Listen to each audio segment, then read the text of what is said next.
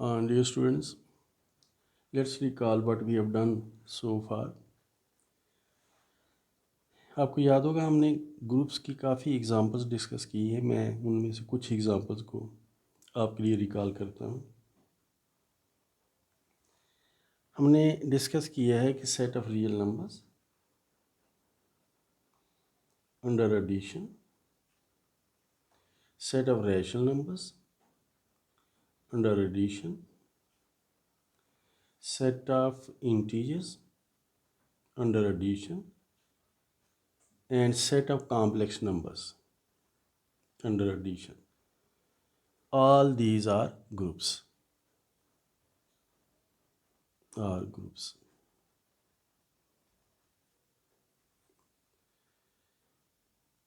फिर हमने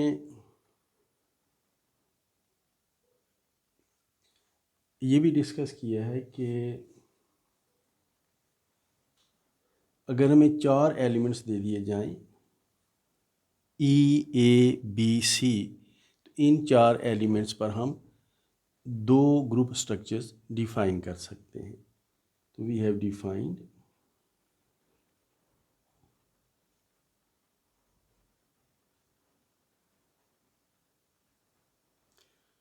to group structures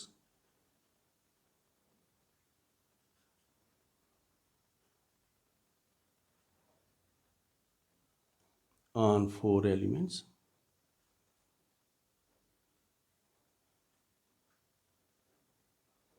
और इन 4 एलिमेंट्स को आपको याद होगा हमने E, A, B, C लिया था और बाइनरी ऑपरेशन हमने एब्स्ट्रैक्टली डिफाइन किया था और E को हमने एज ए आइडेंटिटी एलिमेंट उस बाइनरी ऑपरेशन के अंडर डिफाइन किया था। तो we have defined 2 group structures on 4 elements और इनमें से एक का नाम आपको याद होगा वाज क्लाइन 4 ग्रुप।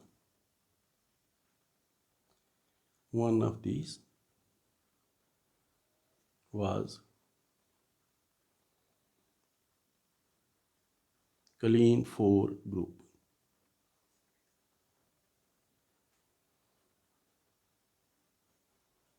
हमने कैलियस टेबल जो है ना वो बनाए थे इन दोनों स्ट्रक्चर्स के लिए। फिर आपको याद होगा हमने एक ग्रुप डिफाइन किया था इन एलिमेंट्स पर 0, 1, 2, 3, 4 और बाइनरी ऑपरेशन था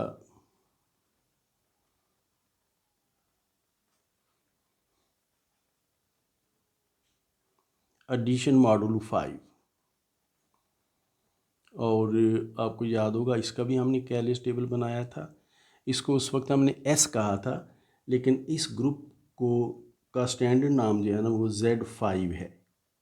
5 चूँकि एडिशन मॉडुलो 5 है, so this is the group we have also discussed Z5। फिर हमने Z6 को भी डिस्कस किया था, बल्कि Z7 को डिस्कस किया था। आप अपने नोट्स चेक कर लीजिए। Z7 0, 1, 2, 3, 4, 5 and 6 with binary operation.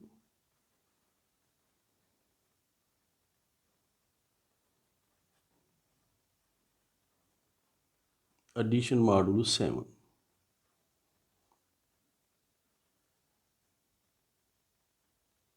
So this is group Z5 is group, Z7 is group। हमने जब ये ग्रुप डिस्कस किया था तो हमने इसे भी S से रिप्रेजेंट किया था। इसका स्टैंडर्ड नाम जो है वो Z7 है। इन जनरल आप Zn डिफाइन कर सकते हैं। इन जनरल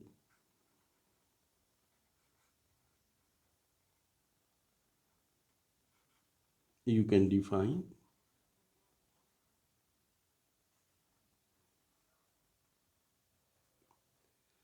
Zn, ये होगा 0, 1, 2 so on up to n-1।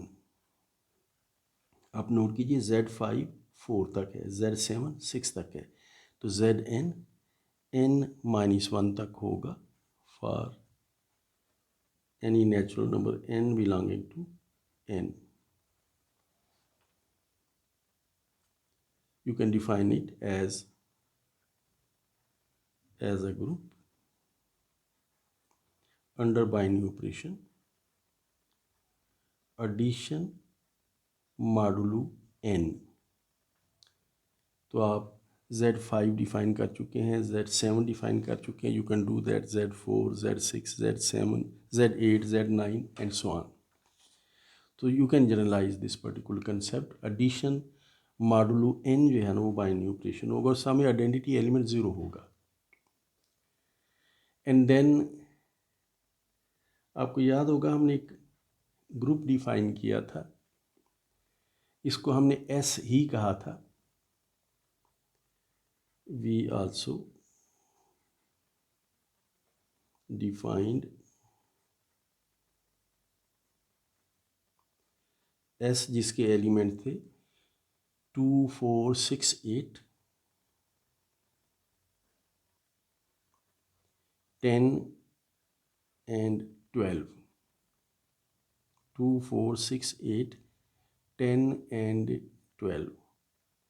So these are 1, 2, 3, 4, 5 and 6 elements। और इस सिलसिले में बाइनरी ऑपरेशन था।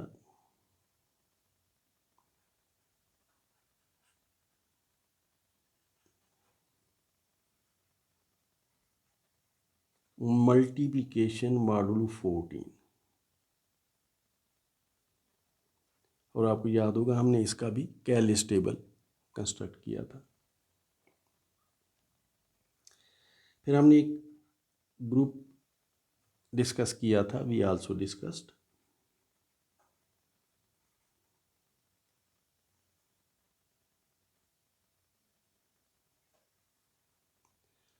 इसे हम जी से रिप्रेजेंट किया था 1, -1, iota, minus iota.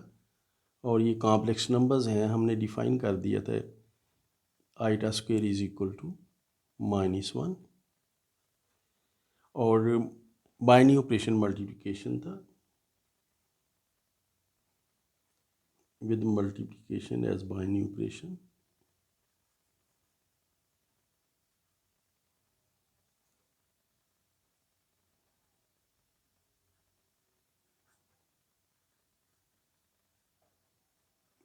So we also discussed this particular set G with I square is equal to -1 with multiplication as binary operation।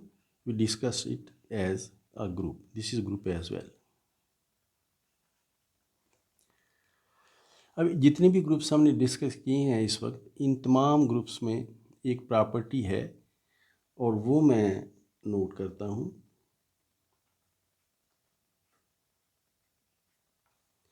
All the groups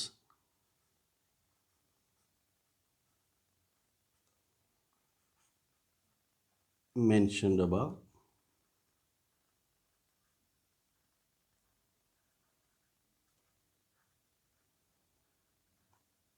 have commutative binary operation। Commutative binary operation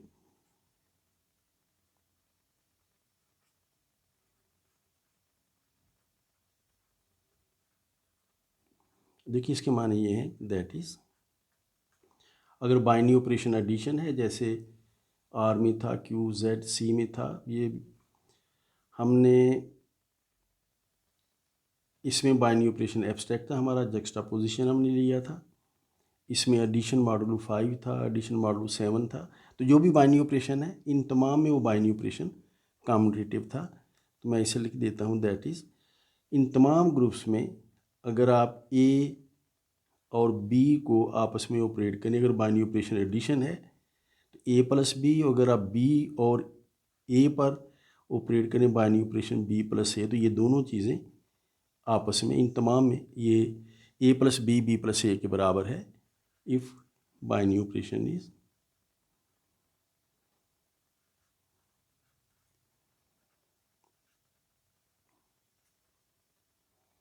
is addition, and और अगर binary operation multiplication है तो then you can note that कि A और B का product B और ए के product के बराबर था, या अगर जक्स्टापोजिशन है फिर भी इसी तरह से if binary operation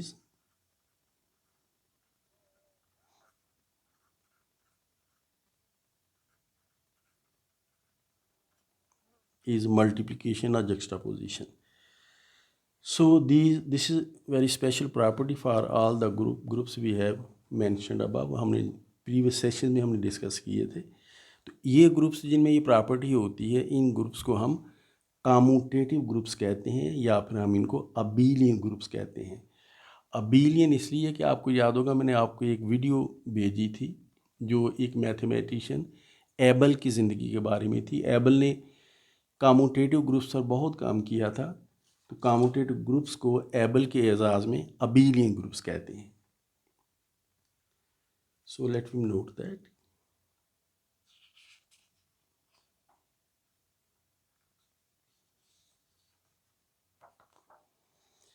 Let's have definition. Based upon this discussion, we can define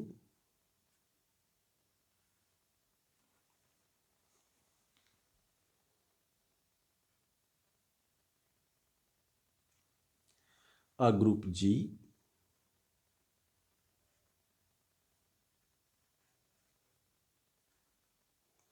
is called a abelian group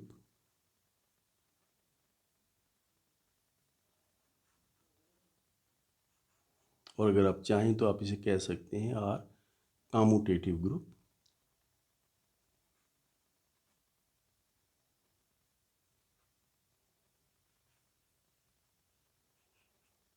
if अगर आप इस ग्रुप जी के कोई भी दो एलिमेंट्स लें, उन्हें आपस में ऑपरेट करें, फिर उनका ऑर्डर तब्दील करके आप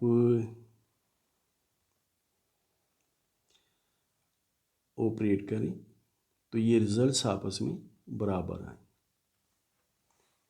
तो if A operated with B is same thing as B operated with A, then the group is called abelian group or commutative group for all a b belonging to G. जैसे real numbers में, integers में, complex numbers में आप जानते हैं कि 2 + 3 is equal to 3 + 2. तो this is commutative property. So a group G is called abelian group or commutative group if AB is equal to BA for all AB belonging to G.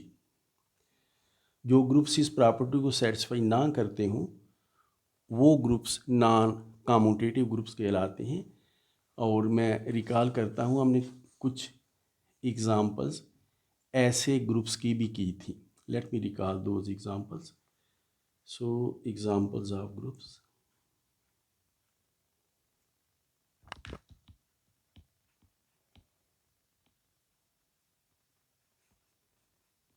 Examples of non commutative groups. ये commutative थे.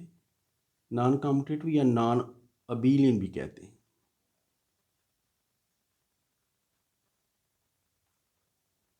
और non अबीलियन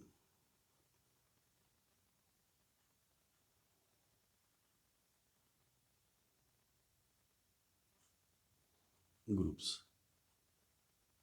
So let's see these examples.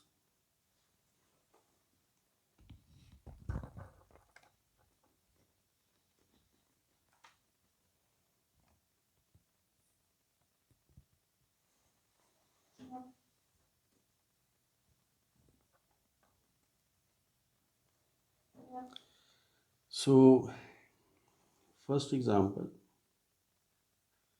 you may recall, let me fix my camera a bit. So examples of non-commutative groups. So first example in this case is, you might be remembering that we have discussed dihedral group of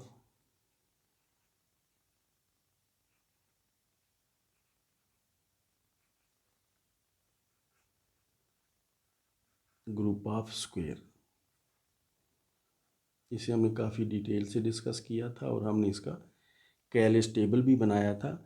आप कैली table को ज़रा गौर से देखिए, आपको नज़र आएगा कि this is non commutative group, dihedral group. इसे हम D4 भी कहते हैं, D4 dihedral group of a square D4, this is non-commutative group. Secondly, हमने डायहेड्रल ग्रुप ऑफ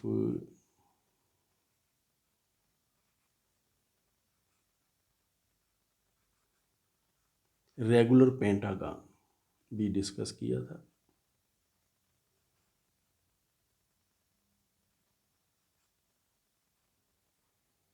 और इसे D5 से रिप्रेजेंट किया जाता है। This is also a non commutative group. And then आपको याद होगा हमने 3 एलिमेंट्स पर आर परमुटेशंस का ग्रुप भी डिस्कस किया था। We also discussed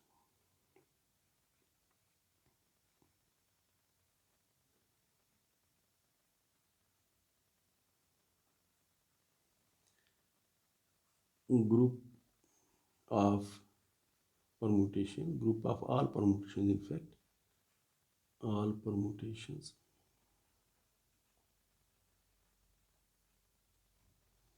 on 3 elements 1, 2 and 3। इस सेट को हमने S कहा था। और ये आपको याद होगा ग्रुप को हमने S3 से डिनोट किया था। We denoted the group by S3।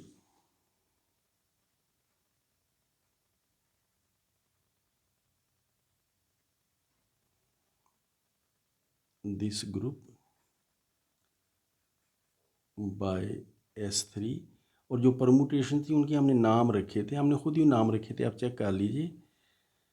S3 यूँ था।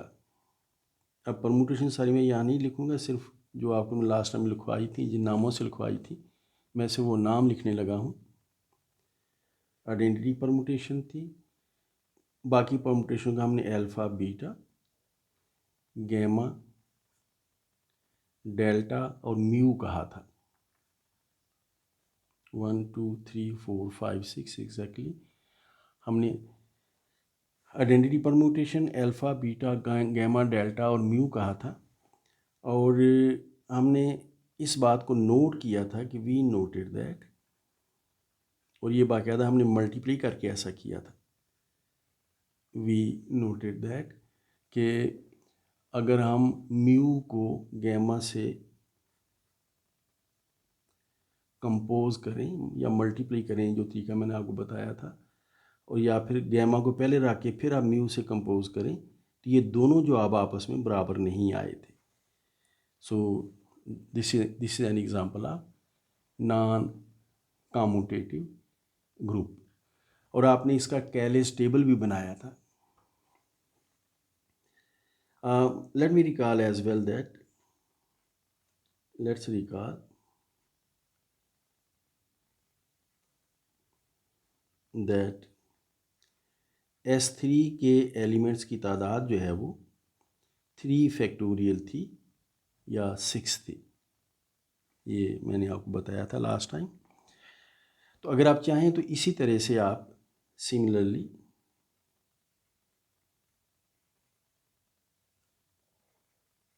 we can define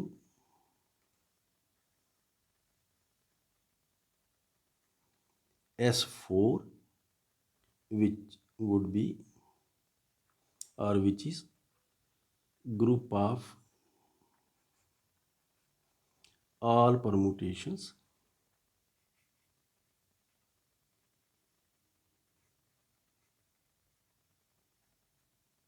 on set of 4 elements, S is equal 1, 2, 3 and 4। और इस केस में नोट कीजिए कि ये जो S4 है, इसके अगर आप एलिमेंट्स की तादाद, अगर आप ख़ुद इसे वर्कआउट करें तो इसके एलिमेंट्स की तादाद 4 फैक्टोरियल होगी। लास्ट टाइम मैंने आपको बताया था 24 होगी। और ये बात भी नोट कीजिए कि ये जो ग्रुप्स हैं जिनको अभी हम डिस्कस कर रहे हैं, S3 है, S4 है, these groups are called symmetric groups. These groups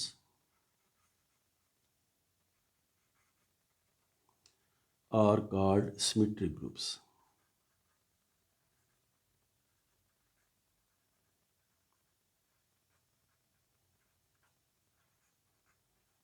तो ये ग्रुप्स जो हैं ये सिमेट्रिक ग्रुप्स कहलाते हैं. आप इन जनरल डिफाइन कर सकते हैं. इन जनरल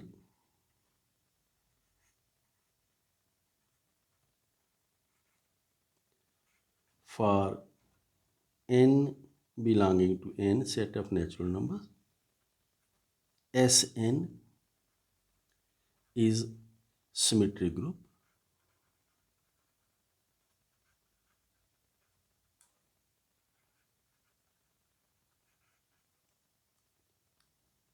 Of permutations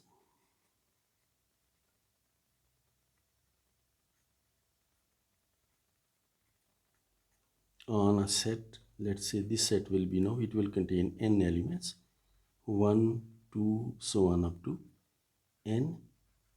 और इस ग्रुप का जो ऑर्डर है Sn में एलिमेंट्स की तादाद वो n फैक्टोरियल होगी, n फैक्टोरियल.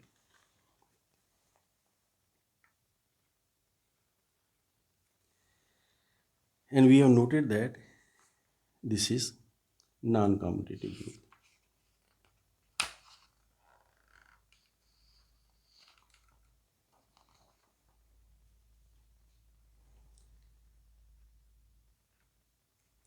हम कुछ मज़ीद डायहेड्रल ग्रुप से मुतल्लिक डिस्कस कर लेते हैं. डायहेड्रल ग्रुप्स में भी आपको याद होगा परमुटेशन हैं. तमाम परमुटेशन नहीं, D4 में 4 एलिमेंट्स पर जो परमुटेशन है उनमें से कुछ D4 में आती हैं. इसी तरह से D5 में भी 5 एलिमेंट्स पर जो परमुटेशन है उनमें से कुछ परमुटेशन D5 में होती हैं. इसलिए D4 और D5 जो है ना ये भी नॉन कम्यूटेटिव ग्रुप्स हैं. मैं थोड़ा आपको रिकॉल करने के लिए मैं आपको बताता हूँ कि रिकॉल दैट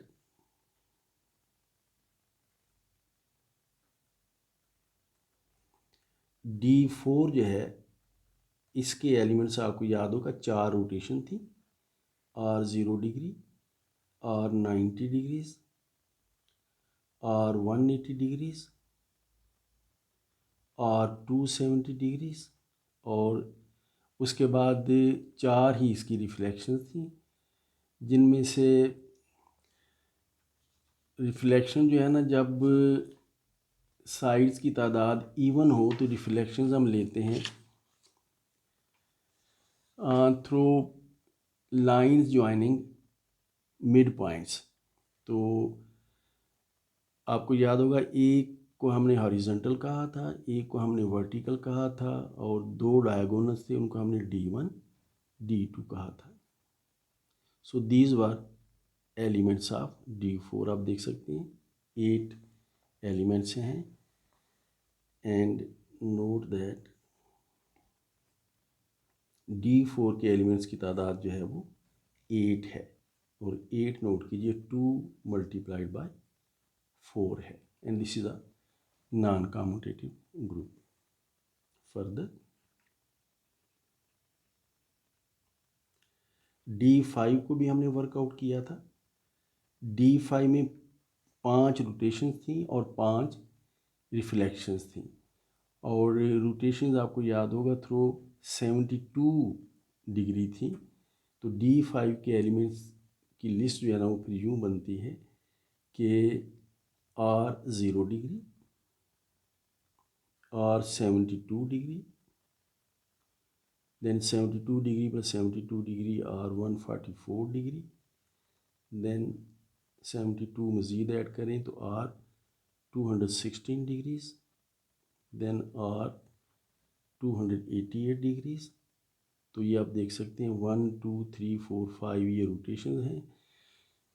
फिर हमने रेगुलर पेंटागन के वर्टिसेस को अपोजिट साइड्स के मिड पॉइंट से ज्वाइन किया था और उनके अबाउट हमने रिफ्लेक्शंस ली थी और उन रिफ्लेक्शंस को हमने V1 V2 V3 V4 और V5 लिखा था। इसमें हम V1, V2, V3, V4, V5 जहाँ हमने रेगुलर पेंटागन के वर्टिसेस के नाम रखे थे और जिस वर्टेक्स से जो लाइन गुजरती है उसको हमने उसी नाम से लिख लिया था। सो दीज आर 1 2 3 4 5 6 7 8 9 10 सिमेट्रीज हैं। तो D5 के एलिमेंट्स की तादाद 10 है। So we note that number of elements in D5 is equal to 10 and 10 is equal to 2 into 5। तो हम इसे जनरलाइज कर सकते हैं, वी कैन जनरलाइज।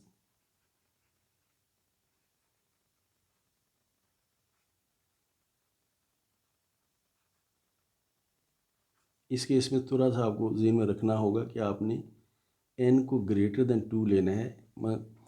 मैं equilateral triangle, square, regular pentagon, regular hexagon से मुतल्लिक आप डाइहेड्रल ग्रुप्स जो है ना वो डिस्कस कर सकते हैं। तो we can generalize if n is greater than 2 then Dn is group of symmetries of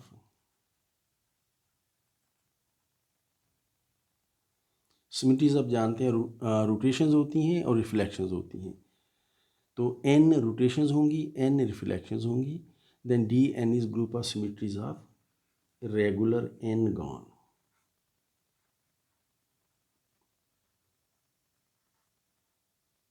and इसका जो ऑर्डर होगा Dn का, उसमें n रोटेशंस होंगी, n रिफ्लेक्शंस होंगी, तो इसका ऑर्डर जो है वो 2n होगा। तो ये एक जनरल सा फार्मूला बन जाता है डाइहेड्रल ग्रुप के एलिमेंट्स की तादाद के लिए या order of a dihedral group के लिए।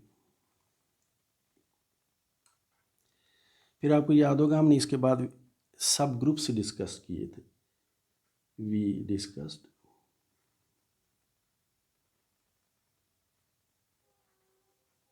सब ग्रुप्स, हमने डिफाइन किया था सब ग्रुप को। फिर सब ग्रुप की हमने एक थ्योरम प्रूव किया था जो कंडीशंस बताता है हमें कि कोई सबसेट कब सब ग्रुप होगा। और फिर हमने कुछ एग्जांपल्स हमने डिस्कस की थी, डिस्कस सब groups and noted following examples.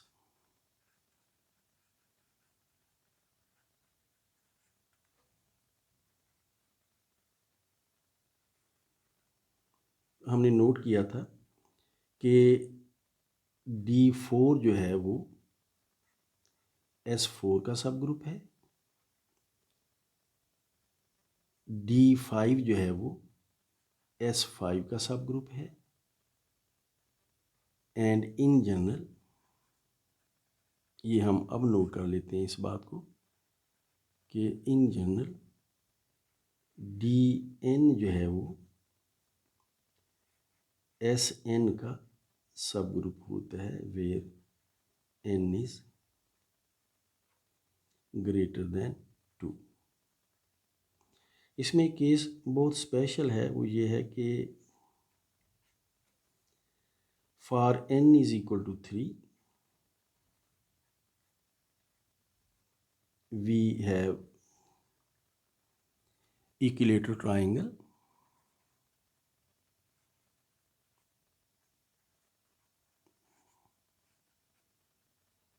और इसे आप अपने तौर पर डिस्कस कर सकते हैं। ट्राइंगल की चूँकि 3 साइड्स होती हैं तो इसके इसमें आपको ट्राइंगल के तीनों वर्टिसेस को अपोजिट साइड्स के मिड पॉइंट से ज्वाइन करना होगा और उन लाइंस के अबाउट आपने सिमिट्रीज लेना होंगी। तो for n is equal to 3 we have equilateral triangle और फिर रोटेशन आपने करना होगी थ्रू 360 डिवाइडेड बाई 320 बनता है, तो आपने रोटेशन इस तरह से लेना होगी। तो for n is equal to 3 we have equilateral triangle and S3 जो ग्रुप बनता है सिमेट्रिक ग्रुप, इसके एलिमेंट्स की तादाद 3 फैक्टोरियल या 6 होगी। सॉरी बड़े, मुझे यहाँ पर D3 लिखना चाहिए था। तो D3 जो है इसके एलिमेंट्स की तादाद होगी 3 factorial and this is equal to 6। Also note that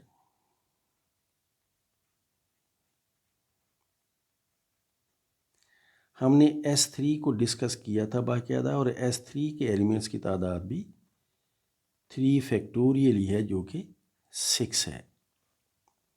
तो इस केस में नोट करें कि further we know that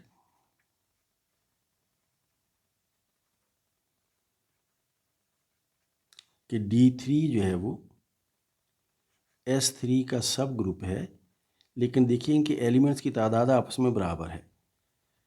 and in this case, इस पर्टिकुलर केस में ट्राइंगल का जो डायहेड्रल ग्रुप है, इक्विलेटरल ट्राइंगल का जो डायहेड्रल ग्रुप है D3, और 3 एलिमेंट्स पर जो सिमेट्रिक ग्रुप है, इसके एलिमेंट्स की तादाद बराबर आ जाती है। क्योंकि उसका सब ग्रुप है तो ये फिर एक ही जैसे एलिमेंट्स इन दोनों में होते हैं। तो इस बात को खुद चेक कीजिए, खासी इंटरेस्टिंग सिचुएशन है and you must explore it on your own.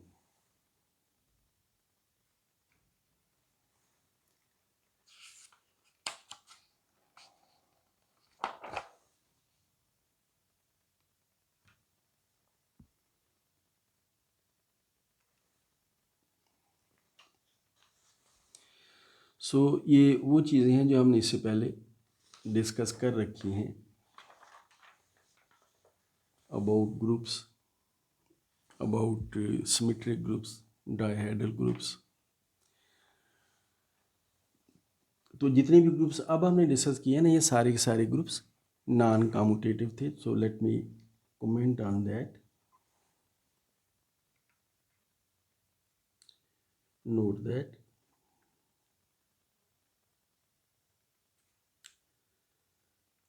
D4,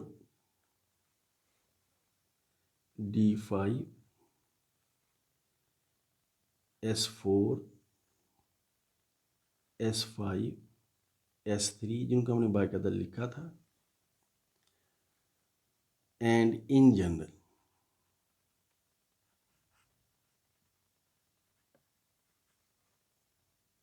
Dn for n greater than 2 and Sn are non-abelian or non-commutative groups. These are non-abelian groups.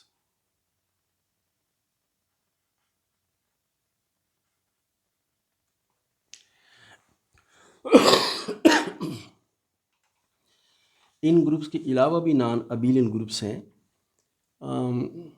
Group of क्वार्टर्नियंस अपनी तौर पर अगर आप एक्सप्लोर करें तो नॉन कम्यूटेटिव ग्रुप है।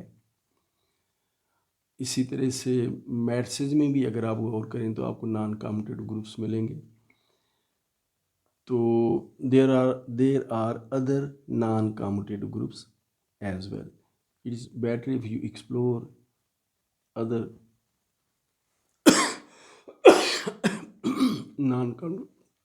non-commutative groups on your own.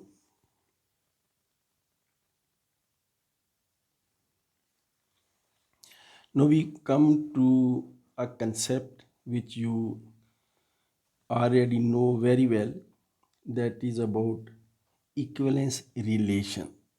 First, let me recall what a relation is. So let me define.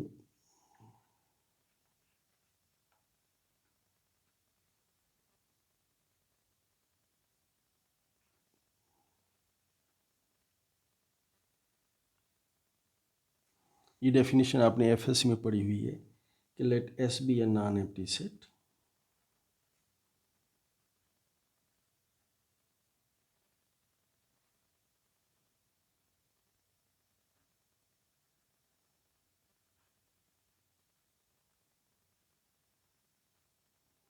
then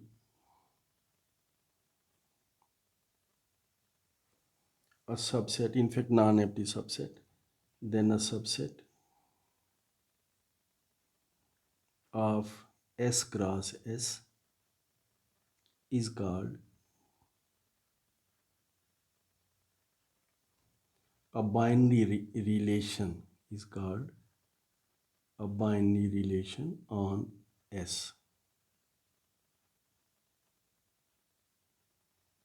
तो कोई भी आपको नॉन एम्प्टी सेट दे दिया जाए, उसका उसी के साथ कार्टेशियन प्रोडक्ट ले लें, उस कार्टेशियन प्रोडक्ट का जो सबसेट है that any subset is called binary relation. हम एग्जांपल ले लेते हैं कि फर्ज कीजिए हमें सेट ऐसे ये दे दिया जाए, छोटा सा सेट ले लेते हैं 1 2 3। जितना छोटा सेट होगा उतना आसानी रहेगी। अगर आप 3 एलिमेंट्स का सेट लेते हैं तो एस क्लास एस में 9 एलिमेंट्स होंगे, 4 का लेते हैं तो 16 होंगे, 5 का लेते हैं तो 25 होंगे। तो we take S consisting of 3 elements 1 2 3, then S cross S is equal to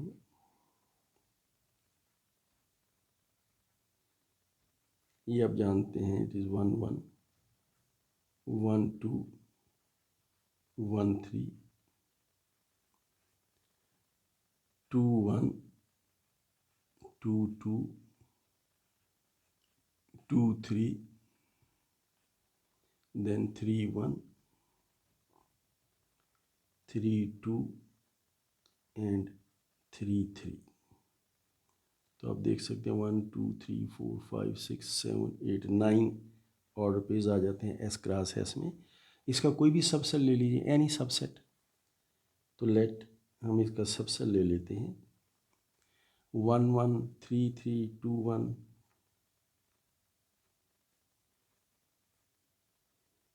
कोई भी सबसेट ले लीजिए 3 3 2 1 1 3, और भी एलिमेंट्स आप इसमें शामिल कर सकते हैं। सो this is subset of S cross S. इसका आप कुछ भी नाम रख सकते हैं, लेकिन हम अपनी ज़रूरत की वजह से हम एक ख़ास सिंबल यूज़ कर रहे हैं रिलेशंस के लिए। इसके बाद हम इसी सिंबल को कंटिन्यू करेंगे। तो ये जो बाइनरी रिलेशन है इसका नाम हम ये रख देते हैं। अक्सर आप आर कहा करते थे एफएससी में, लेकिन हम इसका नाम ये रख रहे हैं टिल्डा, इसे कहते हैं tilde. So tilde is a subset of S cross S and this is a binary relation on S. Let this then this particular set tilde is a binary relation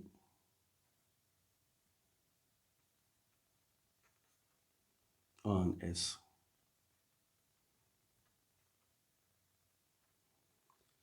तो S क्रॉस S का कोई भी subset ले लीजिए, that is binary relation. अब इसमें note कीजिए कि अगर आप नोटेशन इस्तेमाल करें आप एफएससी की, तो उस नोटेशन के मुताबिक तो ऐसा है कि ये जो ऑर्डर पेयर 1 1 है ये इस बाइनरी रिलेशन को बिलोंग करता है, इस बाइनरी रिलेशन टिल्डा को।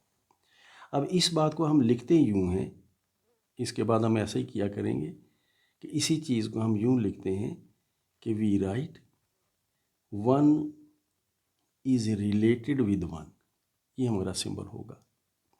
सिमिलरली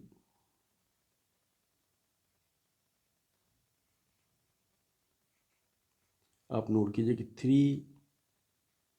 3 जो है ये भी इसे बिलोंग करता है, देयरफॉर हम लिखेंगे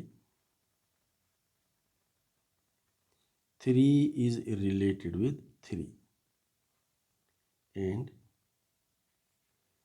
2 1 भी इसको बिलोंग करता है, देयरफॉर हम इसे भी इसी तरह से लिखेंगे, therefore 2 is related with 1 and finally 1 3 भी इस रिलेशन को बिलोंग करता है। So we write 1 is related with 3। तो ये हम अगर 1 1 बिलोंग कर रहा है किसी रिलेशन को तो हम कहेंगे this is related with this, और ये सिंबल हम दरमियान में डाल दिया करेंगे। सो ये नोटेशन है और काफ़ी फ्रीक्वेंटली यूज़ होती है। एक बात हम और नोट कर लेते हैं कि हम बार बार बाइनरी रिलेशन कहने की बजाय हम हमेशा अब रिलेशन कह लिया करेंगे, थोड़ी सी ज़रा सेविंग हो जाती है टाइम की भी। तो वी शैल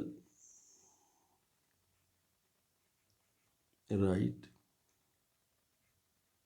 और कहेंगे भी ये एंड से रिलेशन इंस्टेड ऑफ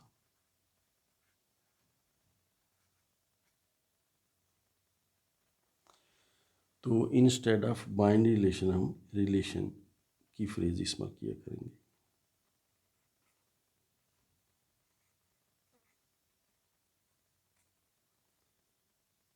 तो बाइनरी रिलेशन को हम रिलेशन कह लिया, हम रिलेशन कहा करेंगे, आप समझिए हमने बाइनरी रिलेशन ही कहा है। सो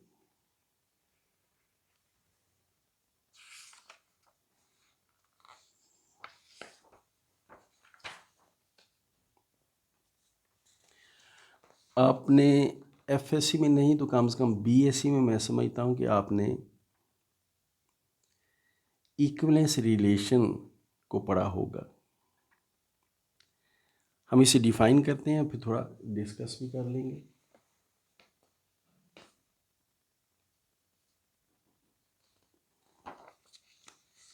So this was, let's call it was first definition. Let's come to second definition. First we discuss that. Let's define it first. Let's have a definition.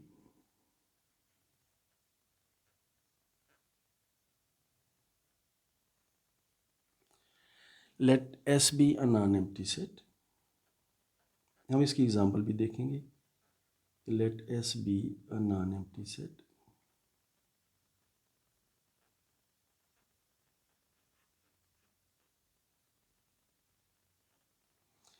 Then a subset of S cross S. So let S be a non-empty set, then a subset, we will call that relation. Then a relation, इसे हम tilde से represent कर लेते हैं। तो then a relation tilde on S is called equivalence relation.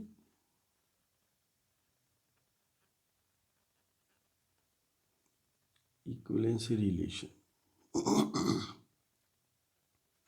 देखिए definition है equivalence relation की, और आप जानते हैं मेरा ख्याल में ये डेफिनेशन। इफ़ इसकी तीन कंडीशंस हैं, आप जानते हैं, रिफ्लेक्सिव है, सिमेट्रिक है, ट्रांजिटिव है। तो फर्स्ट कंडीशन ये है कि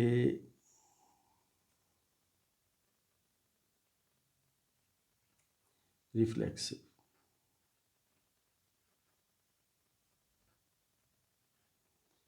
तो रिफ्लेक्सिव कंडीशन ये है कि एस का कोई भी एलिमेंट दे दिया जाए उसे अपने साथ रिलेट होना चाहिए।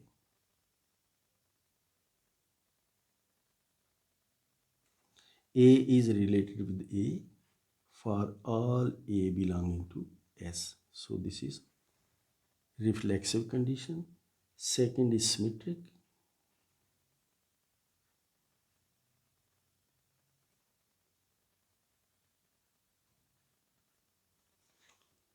And symmetric condition says that अगर A B से रिलेटेड हो तो फिर B को भी A से रिलेटेड होना चाहिए। A is related with B implies that B is related with A. This is again for all AB belonging to S. और तीसरी कंडीशन जो है ना that is transitivity. So transitive condition,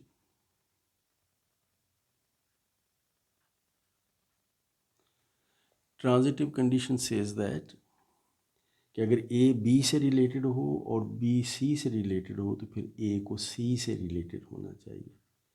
A is related with B and B is related with C should imply that अगर A B से relate करता हो, B C से, फिर ए सी से रिलेट करेगा, implies that A is related with C. This is again for all A, B, C belonging to S. So these are the three conditions. ये ज़रा नोट कर लीजिए, जब हम कहते हैं ना A is related with A, तो इसके माने होते हैं कि A कामा A ऑर्डर पे जो है ना वो इस रिलेशन में होना चाहिए। जब हम कहते हैं A is related with B, तो इसके माने ये होते हैं कि A कामा B जो ऑर्डर पेयर है वो इस रिलेशन के अंदर होना चाहिए। So this is definition of equivalence relation. Let's see examples.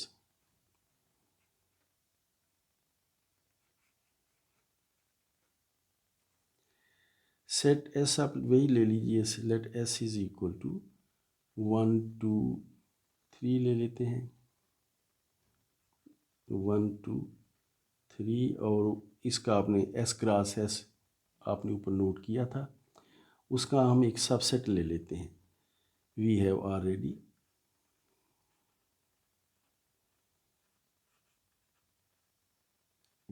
already discussed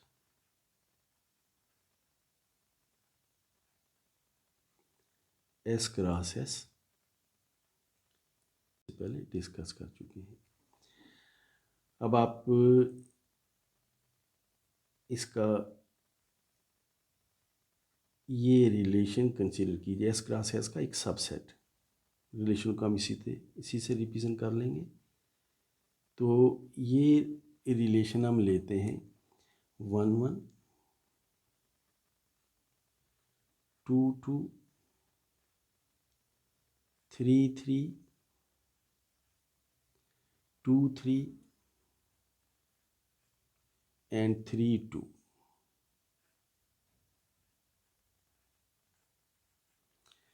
तो आप नोट कर सकते हैं कि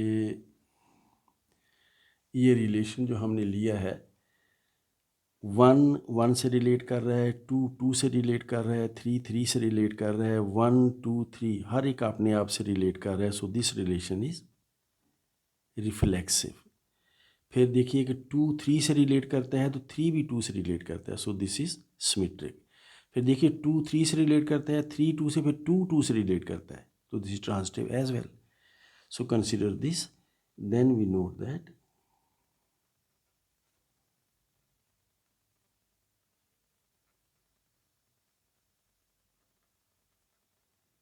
this particular relation is reflexive। Reflexive साफ पता चल जाता है, ये देखिए इससे। फिर सिमेट्रिक, सिमेट्रिक भी साफ नज़र आता है कि अगर 2 3 इसमें है तो 3 2 भी है, एंड ट्रांजिटिव।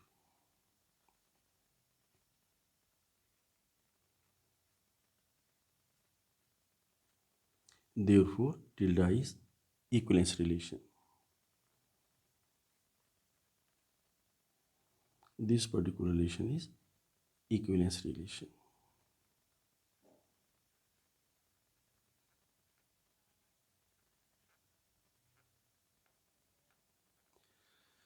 हम एक और एग्जांपल लेते हैं कि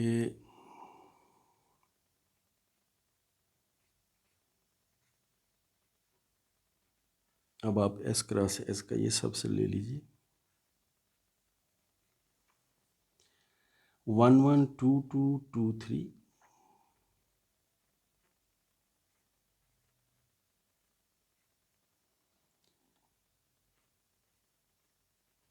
एंड 3 2। ये आप नोट कीजिए कि ये जो रिलेशन है ये रिफ्लेक्सिव नहीं है, क्योंकि 1 तो 1 से रिलेट करता है, 2 भी 2 से रिलेट करता है, लेकिन 3 3 से रिलेट नहीं करता। तो we note that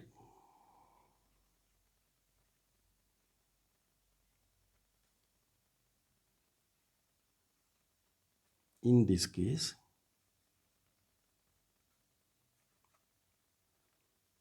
tilde is not reflexive।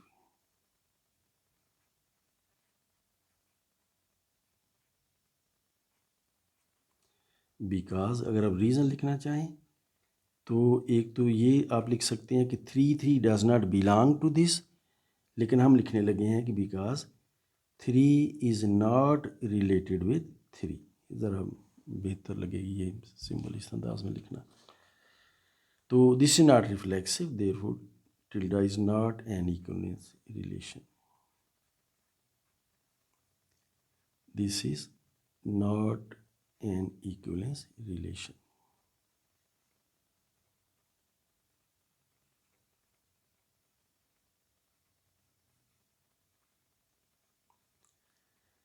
आप ये एग्जांपल लीजिए कि लेट, इस केस में हम टिल्डा रिलेशन हम ये ले लेते हैं 1 1 2 2 3 3।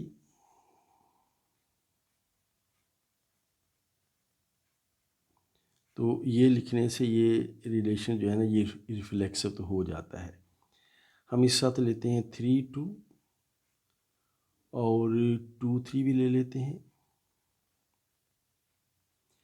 फिर 2 1 और 1 2 ले लेते हैं।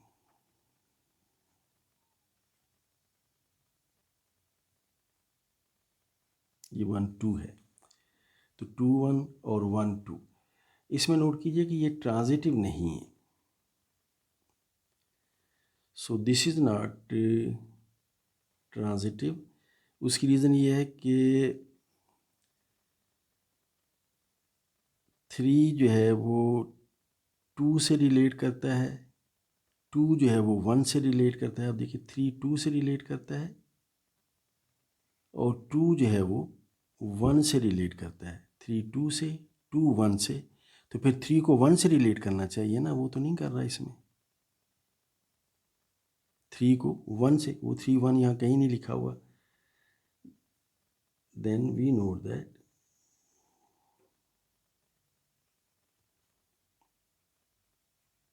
Tilde is not transitive. तो ये ट्रांजिटिव नहीं, और रीज़न आप साफ देख सकते हैं। तो रीज़न मैं लिख नहीं रहा।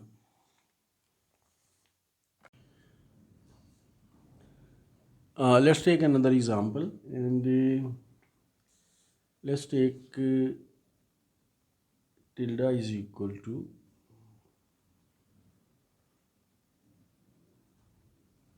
सेट हमारा वही है S1 2 3। तो let's take tilde is equal to 1 1 2 2 3 3 and 1 3। इसमें नोट करें कि ये रिलेशन ट्रांजिटिव है, रिफ्लेक्सिव है। 1 1 2 2 3 3 रिफ्लेक्सिव है। इसमें नोट कीजिए कि इसमें 1 3 है लेकिन 3 1 नहीं है। So this is not symmetric. Let tilde is equal to this, then tilde is not symmetric।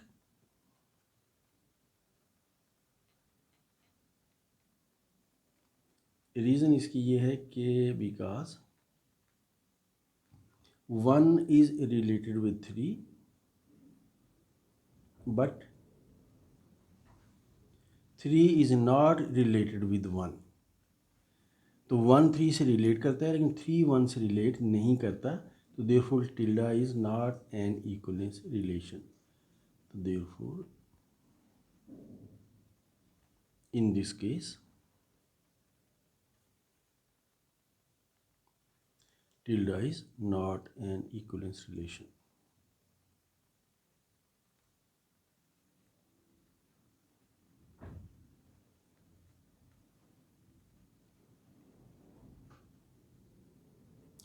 So this was about equivalence relation. Now let's come to concept of equivalence class. Let me first define it.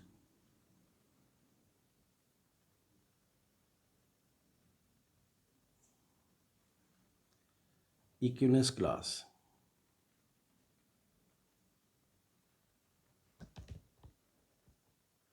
Equivalence classes.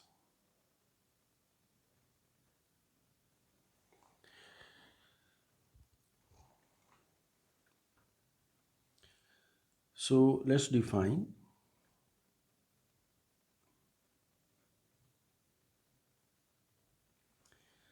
let S be a non-empty set and let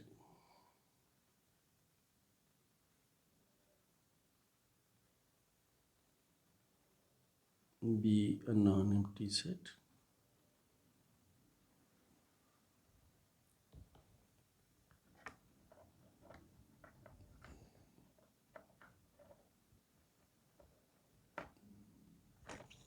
मैं थोड़ा कैमरे को set कर लूँ.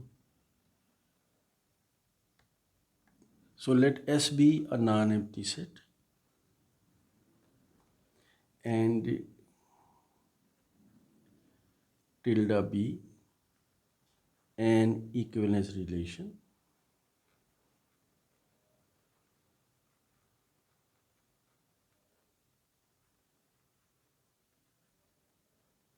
on S. अब जानते हैं S cross S का एक ऐसा सबसेट जो रिफ्लेक्सिव भी हो, सिमेट्रिक भी हो और ट्रांजिटिव भी हो. Let A belong to S, then अब देखिए हम करेंगे यूँ कि हम वो एलिमेंट्स ले लेंगे S के जो A के साथ रिलेट करते हैं. देखिए वो एलिमेंट्स S को बिलोंग करने वाले such that A is related with X या X is related with A की बात है, चूँकि ये इक्विवेलेंस रिलेशन है. तो such that A is related with X, S के वो एलिमेंट्स जो A के साथ रिलेट करते हैं. This is called equivalence class of A. Then this is called equivalence class of A.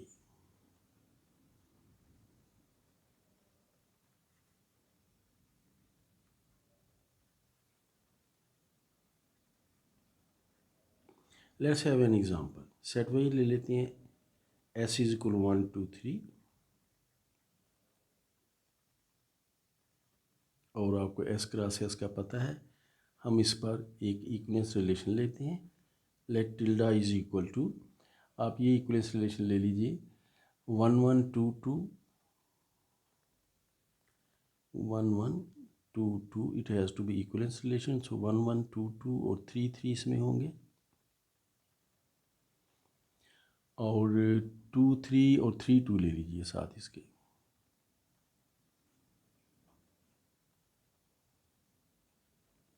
अब देखिए इक्विवेलेंस रिलेशन बनता है. ये रिफ्लेक्सिव, इन तीनों से रिफ्लेक्सिव हो जाता है. 2 3 है तो 3 2 भी है तो सिमेट्रिक भी है. 2 3 है 3 2 है तो 2 2 भी इसमें है, तो ये ट्रांजिटिव भी है.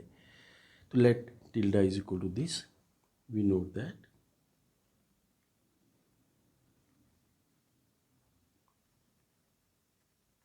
tilde is an equivalence relation.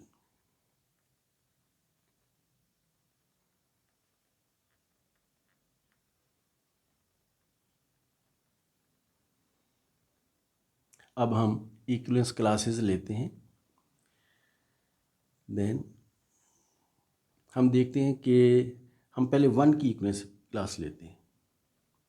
Equivalence class of 1, तो ये सेट S के वो एलिमेंट्स हो जाएंगे जो 1 के साथ रिलेट करते हैं.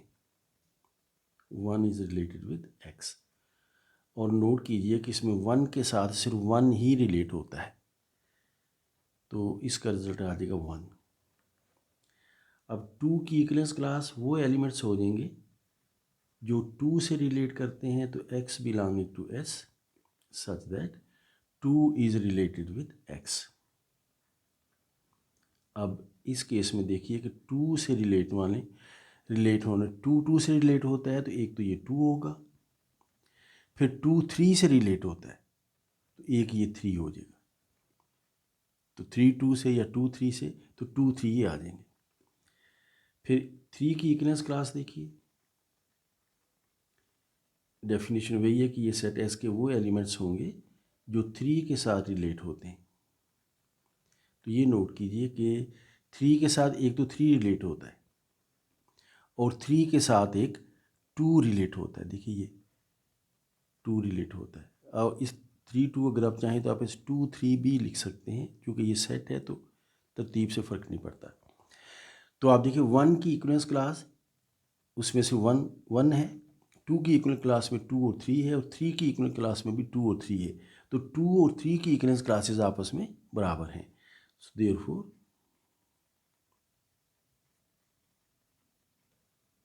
we have two equivalence classes in this case.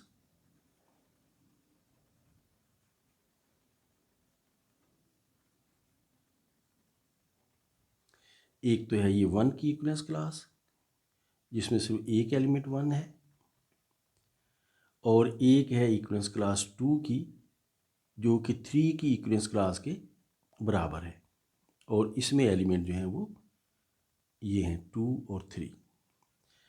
इसमें एक कुछ चीज़ें बहुत इम्पॉर्टेंट हैं नोट करने वाली, वो ये हैं कि जिस एलिमेंट की इक्विवेलेंस क्लास आप ले रहे होते हैं वो एलिमेंट उस इक्विवेलेंस क्लास में ज़रूर होता है। 1 अपनी इक्विवेलेंस क्लास में है, 2 अपनी इक्विवेलेंस क्लास में है, 3 अपनी इक्विवेलेंस क्लास में है।